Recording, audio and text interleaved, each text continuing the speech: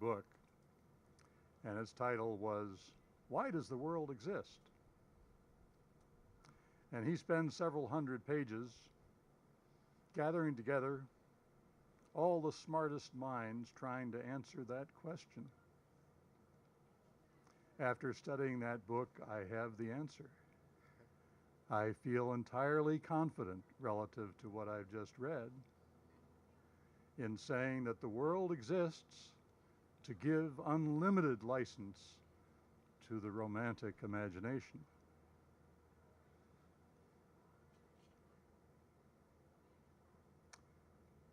A man by the name of Campbell once talked about finding one's bliss. And that seemed to my wife and to me a wonderful description of what happened to us. Campbell often referred to Schopenhauer, who was a great pessimist, but who identified as the most distinguishing human characteristic the capacity for empathy, the capacity to put oneself in somebody else's shoes, and to know that somebody else could put herself or himself in your shoes. Weddings are one of the great milestones, obviously, of life. They are a time for remembering those who came before us and for connecting us to that universe of people, after all, who get married in many, many different ways. But one could almost say that it's programmed into us genetically as much as biology might resist that thought. Jane's mother is here to celebrate this wedding with us. Jane's father, Brian, and Art's parents, Art and Margaret, have passed away. In honor of them, we'd like to read a passage that Art's father wrote in his memoirs about meeting and marrying his wife.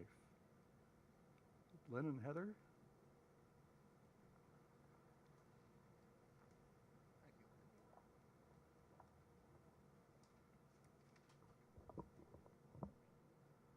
Hi, I'm Art's sister, Lynn, and I'm going to read this passage that my dad wrote. So these are my father's words. Now I'm going to tell you the story of how I met Marge. It was the luckiest day I ever had. We were all working at the Michigan Chandelier Company. During lunchtime, some of the guys came back and they were bragging about the pretty girl working at the candy counter at the 5 and 10 around the corner. Everybody that came in said the same thing, so I decided I would walk over there because I liked candy and I'd see what was going on. Well, she was just as pretty as they said she was. So our mom and dad dated for a while, and then he enlisted in the Air Force during World War II, and his story continues. Now I'm going to tell you the story of how I talked Marge into running away with me and getting married. We went down to the Union Depot, and we were going to see me off on a train. I was heading back to Atlantic City by myself. Well, Marge didn't have any parents, and I didn't have any parents, and when we got down to the depot, I said to Marge, "Geez, looks like we're all alone. Nobody really cares too much either way. Why don't we just take off and get married?" And she said, "Good idea," and we did it that way. And so my dad continued in his memoirs by saying, "Now I've told you everything that has happened to me over the past 50 years, and I'll tell you this, the marriage to Marge is the happiest thing that happened in my life. I've had many things happen to me, but that is the happiest. I'm looking forward to 50 more years of stories that I can tell you, and if after 50 more years I have to buy Marge a new wedding ring, I'll be glad to do that too."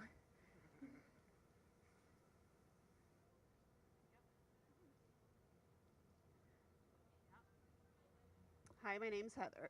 Heather, I'm a friend of Jane and Art's. Weddings are also a time for celebrating the circle of life. Madeline Margaret is named for her grandmother, Margaret Kahn, and Noah Bryan is named for his grandfather, Brian Clark. Children provide us with our link to the future. To celebrate our future, I'd like to ask that the children come forward to help us read this poem. So anyone that's a kid, I need your help.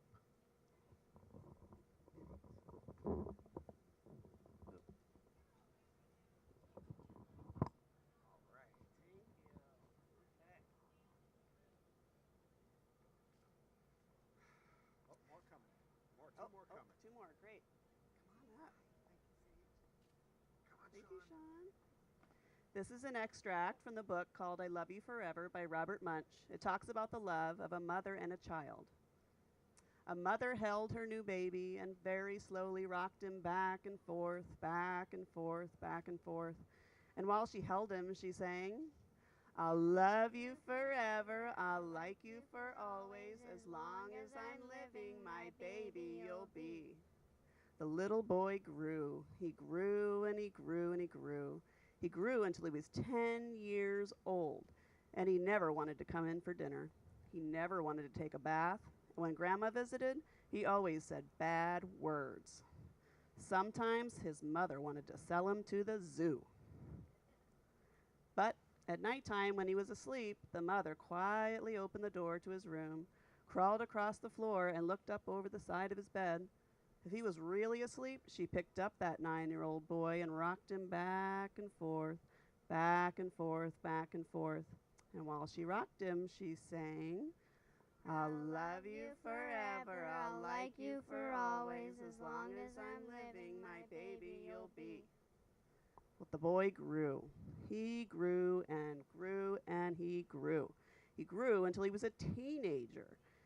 He had strange friends, and he wore strange clothes, and he listened to strange music. Sometimes the mother felt like she was in a zoo. But at nighttime, when that teenager was asleep, the mother opened the door to his room, crawled across the floor, and looked up over the side of his bed. If he was really asleep, she picked up that great big boy and rocked him back and forth, back and forth, back and forth. And while she rocked him, she sang, I'll love you forever, I'll like you for always, as long as I'm living, my baby you'll be. Well, that mother, she got older. She got older and older and older.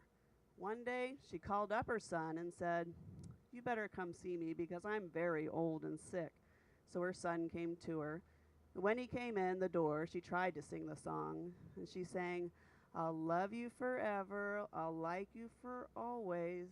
But she couldn't finish because she was too old and sick. The son went to his mother. He picked her up and he rocked her back and forth, back and forth, back and forth. And he sang the song, I'll love you forever, I'll like you for always, as long as you're living, my mommy you'll be.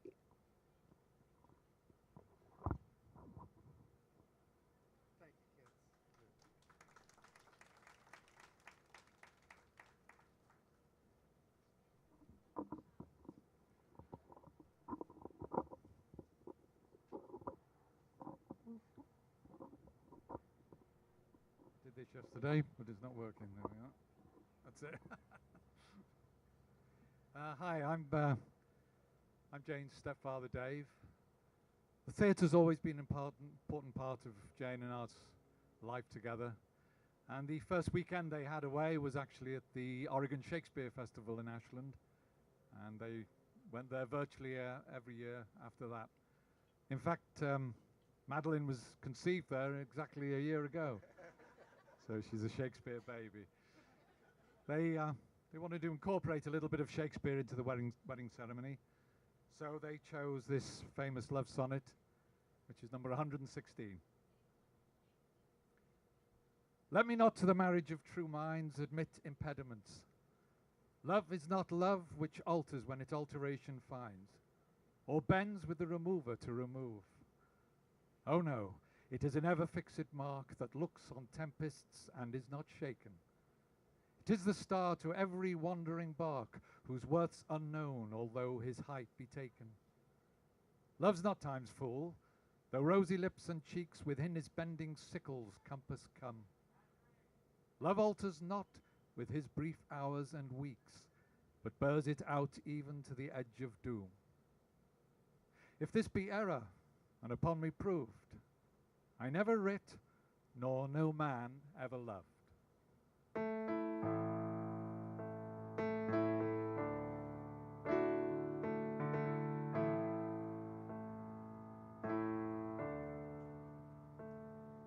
Lead me not to the marriage of true minds. Admit impediments. Love is not love, which alters when it alteration finds, nor bends with the remover to remove. Oh no, it is an ever fixing mark that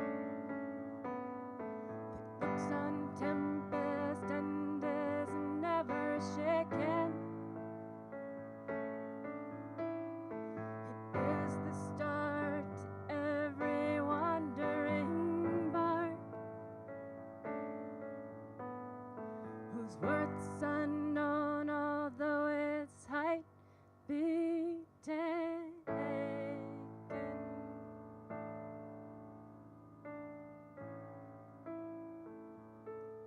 Love's not times full, the rosy lips and cheeks.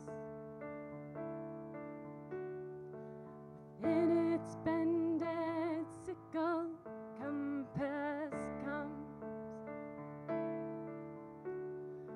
Love alters not with its brief hours and weeks, but bears it out even to the edge of doom. If this be error and upon me proved, I never it nor no man ever loved.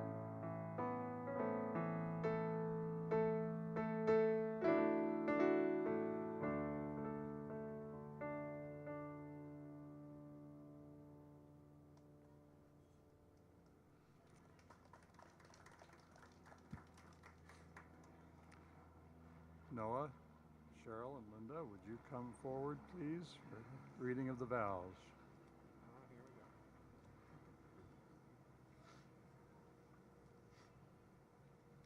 We're here. You step back a little bit. There we go. Hello. Jane and Art, the vows which you are about to exchange serve as a verbal representation of the love you pledge to each other. For it is not the words that you speak today which will bond you together as one, but it is that inner sense of love and commitment that each of you feels within your soul. On this day, may you pledge to each other to be loving friends and partners in marriage, to talk and to listen, to trust and appreciate one another, to respect and cherish each other's uniqueness, and to support, comfort, and strengthen each other through life's joys and sorrows. May you promise to share your hopes, thoughts, and dreams